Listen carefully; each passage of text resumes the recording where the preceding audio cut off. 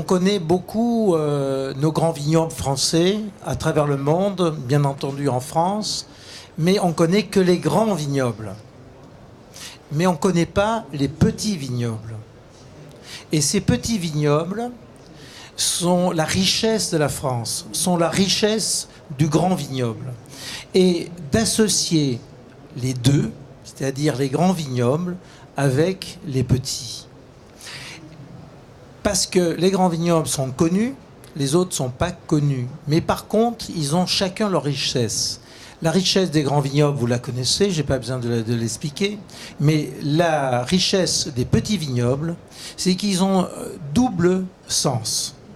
Ils ont le sens de leur qualité de vin, de tout ce qu'ils ont fait les efforts à faire être et survivre leur région. Et en même temps, ce sont des régions très touristiques au niveau des paysages, de la culture, du patrimoine, qui va se marier aux autres. Et l'un va aider les autres. Alors, pour ça, il fallait réunir tout le monde. Et pour réunir tout le monde, nous sommes un pays, quand même, que le Tour de France est très important.